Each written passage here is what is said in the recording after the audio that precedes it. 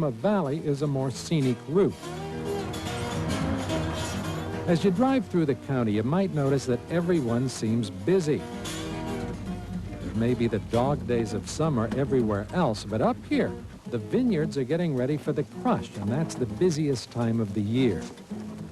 As for the dog days, well, that's what July and August are called because this is the time of year when the dog star, Sirius, rises with the sun. And if you take Sebastopol Road in Santa Rosa, you'll come to a place where it's a dog's day every day of the year. Guide dogs have been eyes for the blind for many years, but recently they've become arms and legs for the disabled, too. You can see these special dogs at just one place around here, Canine Companions for Independence in Santa Rosa. It's not a glamorous place. In fact, it looks a lot like a kennel. But the reason to visit is not for scenery. It's to see the great work done here, people raising canines. Cashmere, Quetzal, Miracle, Guide, there they are, the 4 dogs. Okay, they're not here to perform. This is Linda Temple, and those dogs are actually being very nice today, aren't they? Yes, they are. They usually are. We ought to explain where we are. This is a very unusual place called Canine Companions, and you do some very unusual work here. Now, these dogs are not just locked up. They're here for a purpose. They're in training. They will be trained for 6 months and placed with someone who has a disability to help them pick up things, turn on light switches, pull their wheelchair if they get tired, numerous things. They learn 89 commands. This is a very unusual place. There aren't a lot of these around the country, certainly. This was the very first center of its kind. Service dogs were invented, so to speak, by Bonnie Bergen about 13 years ago when she'd been teaching in Turkey and noticed that disabled people were helped by animals. And so she came back to this country, and there'd been guide dogs for 40 years, but no one had thought to use an animal to help somebody with the other kinds of disabilities. And so the program slowly developed from 1975 to now.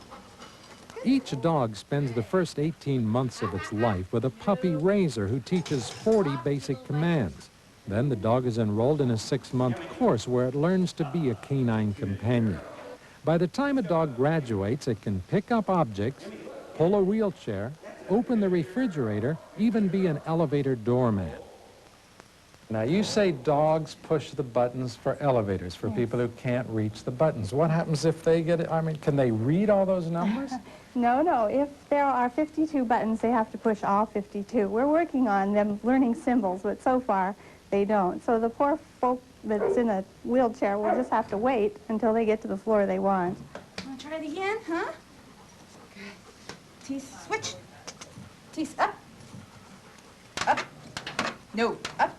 Come on, Teeth. Up, switch. Switch, Teeth. Good. What are some of the other things the dogs will do?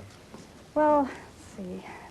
They do many things. Turning on the light switch is really handy if the mobility of the arms is limited.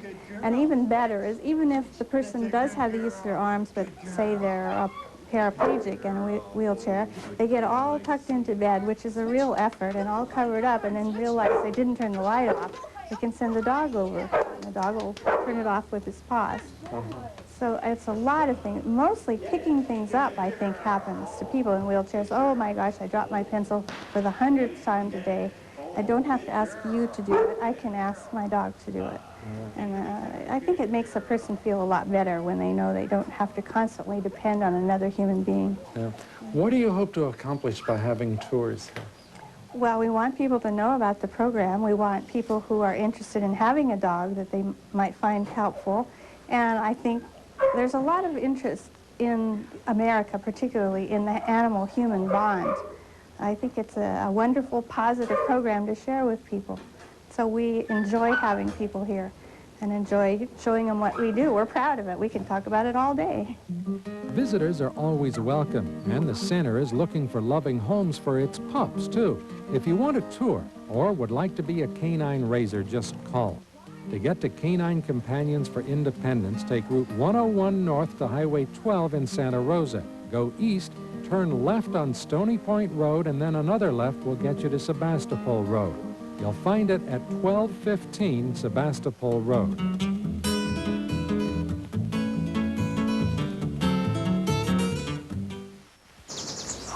Hi, I'm Joannie Suzu, Joe's twin sister, and I love these Isuzu Trooper 2s. They're roomy enough for all your wild Indians. Perfect for grocery shopping.